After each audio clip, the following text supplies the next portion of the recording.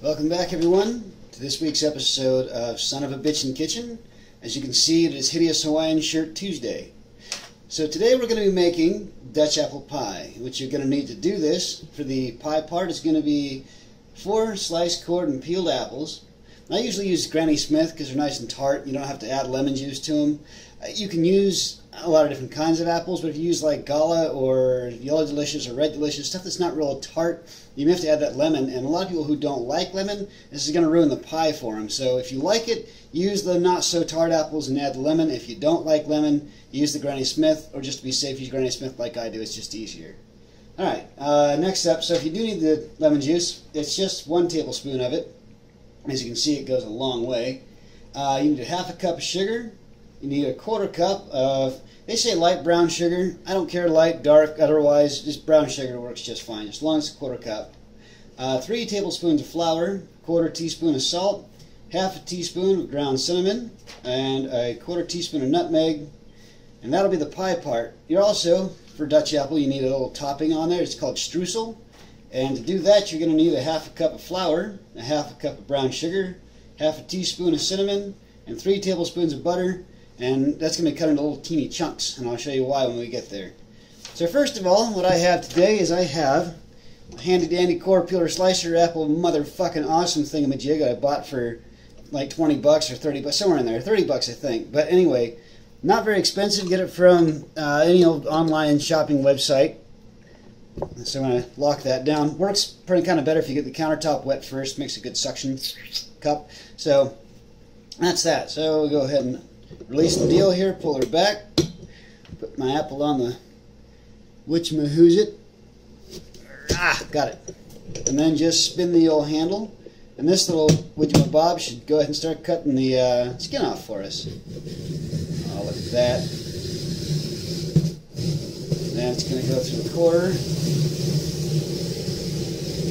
and slice her at the same old bit.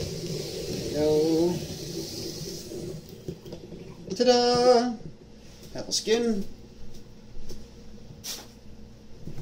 If you're going to do a lot of apple pie, spend the third of the 30 bucks, because I love apple pie. I don't know many people who don't like it, but I had been kind of put off of making it because coring and slicing and peeling apples by hand was such a bitch to do that I just kind of gave up. So now that I got that, I'll make an apple pie every day. I don't even care. Come on. Rinse and repeat 4 times. If you don't have this little contraption, it's not all that difficult to core and slice and peel apple. It's just very time consuming. You just get a sharp, not a one of those worn out things that you bought at the grocery store that didn't cut from the day you bought it, kind of potato peelers, but a sharp potato peeler, and use that guy to skin them, and then you cut them into quarters, and then just cut the core out using a nice sharp knife, kind of like that guy, like my little fillet knife. Works pretty nice for that. You can do it that way. I don't anymore because I have evolved and I'm no longer a caveman.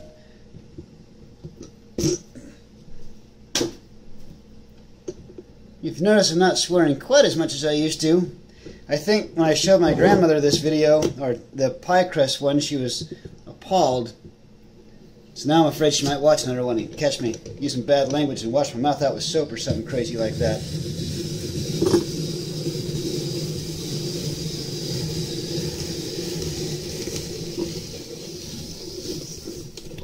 I'll never get tired of that.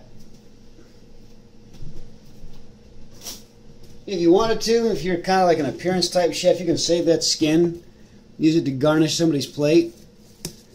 As you probably know by now, I don't really give a crap about appearances, as long as it tastes good. I cook for the blind.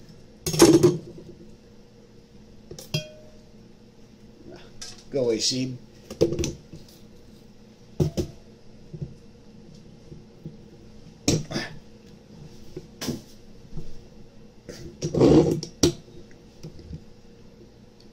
I apologize for these boring bits of these videos, but my whole thing is I don't like shit being laid out beforehand. I'd much rather have it be, or you see this at combat speed, because if you want to learn how to do this, you can do it along with me.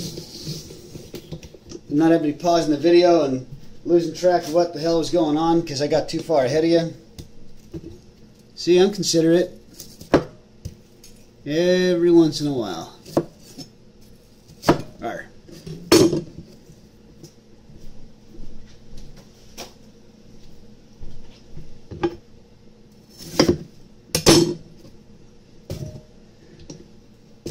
And that covers the apple portion of this whole thing. And this I will wash later on, but I don't want to waste too much of your time, so we'll get there. Alright, so next up, pin this back to our holder there. We're going to put in our sugar next, which is the half a cup.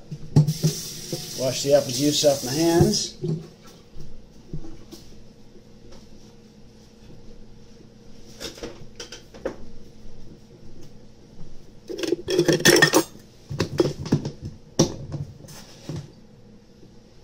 I'll put this thing center stage so you can see me work with it. Half a cup of sugar.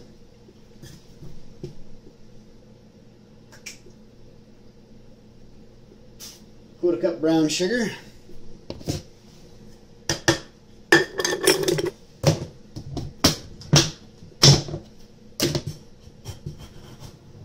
Someday this may get a bit more exciting as I come up with more lines, but dang, indigestion is just killing me. No, I'd like to sort of be myself. Some days I'm more creative than others. That didn't look enough. There we go. That's better.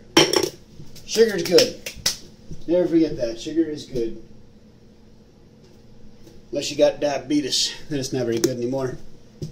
We need our 3 tablespoons of flour now. Alright, the flour, in case you're wondering, the whole point of that is kind of like the gravy idea. Apples, especially store-bought, usually don't mind that. Are usually fed so many hormones that they suck up water and keep a lot of it. So the problem is if you don't add this, this won't soak up. You need the water to get soaked up, so you get a nice kind of gelatinous sort of deal in there. And if you don't add the flour, it's just soupy and it doesn't hold up real well. Let's see. Salt. Now I know when I made one of my other videos I said handy sea salt just seems like it's sexier than regular sea salt or regular old salt. It's not necessarily. According to my grandmother, from talking to somebody or seeing something, reading, she reads a lot. Anyway, I guess the reason you use it is because it's less likely to retain moisture than average iodized salt.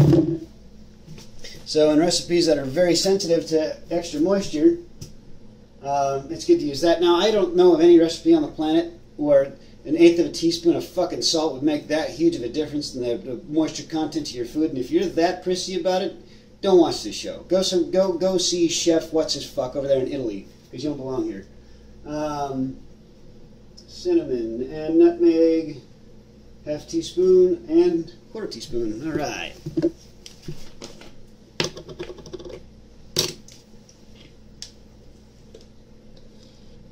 Half a teaspoon.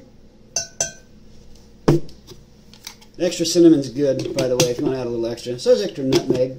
You'd probably go with a quarter teaspoon of that, and you'd never even know I did it, except you'd be like, this tastes a little different today. I'd say I know. But do you know how? Do you know the Muffin Man? Okay. Now that that's out of the way, I do believe that was the end of that.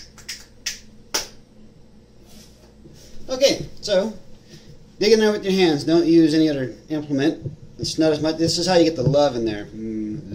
Love the pie, love it. See?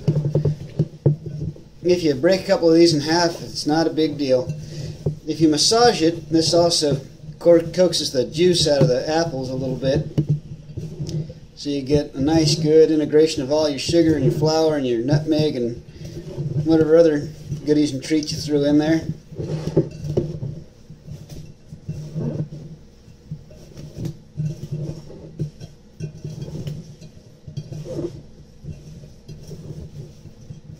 Okay, well, that's good enough for government work.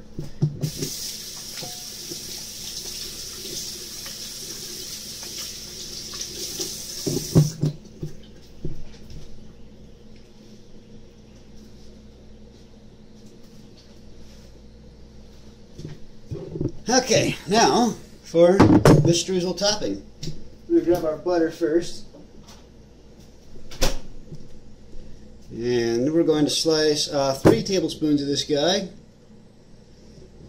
along the wonderful little measuring line they leave us. The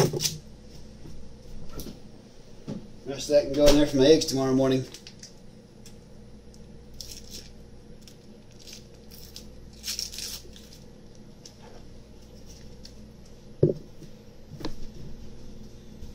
Now, as I said, we're going to cut this into little tiny smidgens.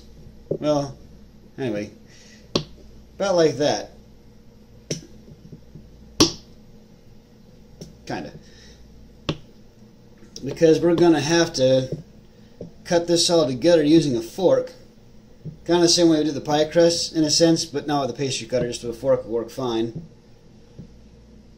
And if you try to do it with a heap of butter, just like 3 tablespoons, like a whole big old brick, it's not going to get crumbly like streusel's supposed to.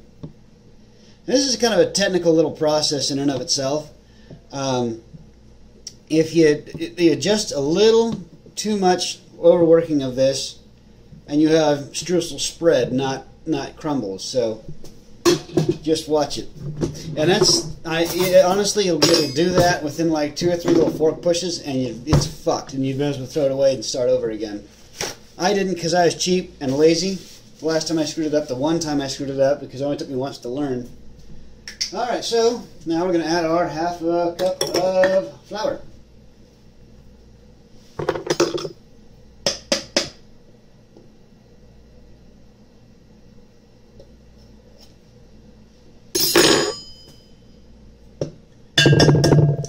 Tea. Now our half cup of brown sugar. I know it sounds like a lot, but remember what I said. Sugar's good. Sugar is your friend. You love sugar and sugar loves you.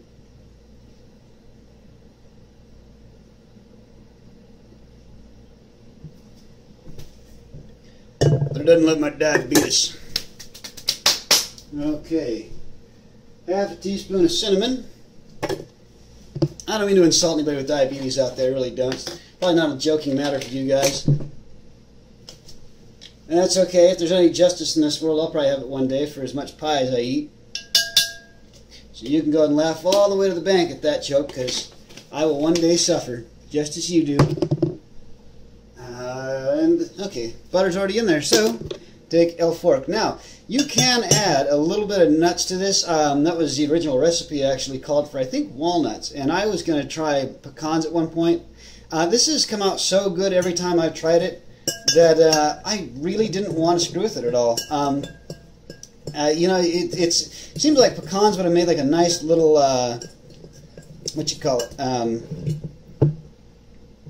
addition to the flavor, a little crunch, but it's not necessary. And this bakes so it's get kind of crispy anyway, so it's pretty good.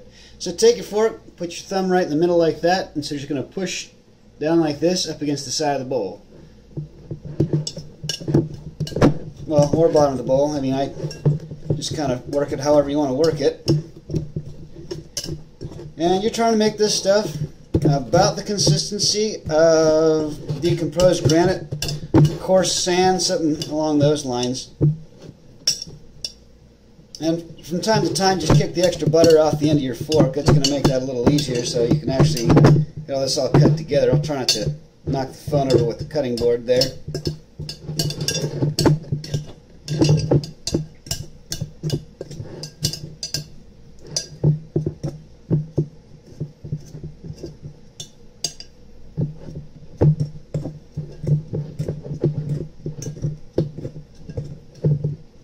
Oh, we're so close I can taste it.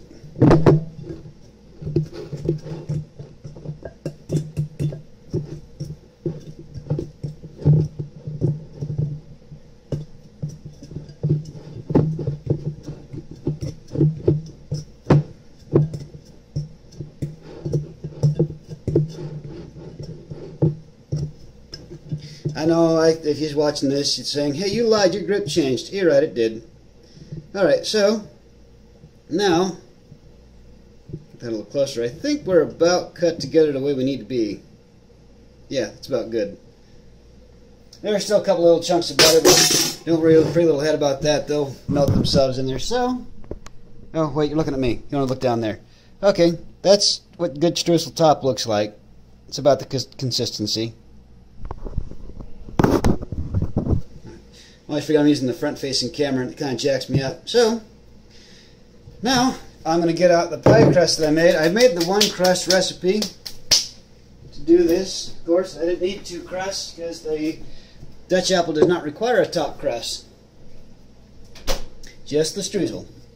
Take my apples, pour them in like so. In we go, in we go. I know a lot of things say preheat your oven.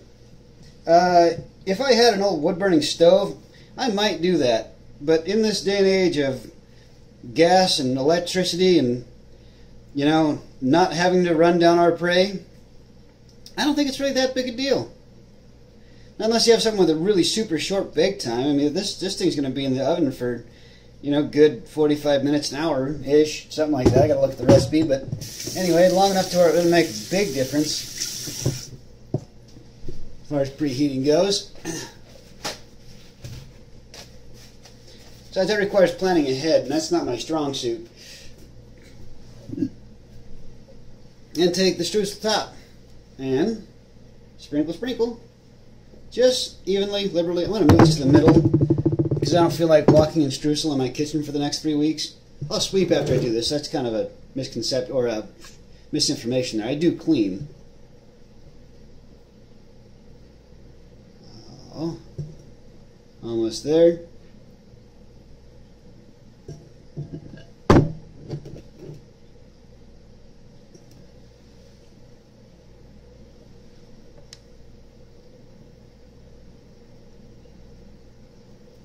Yeah, this is the kind of pie that'll give hummingbirds a heart attack.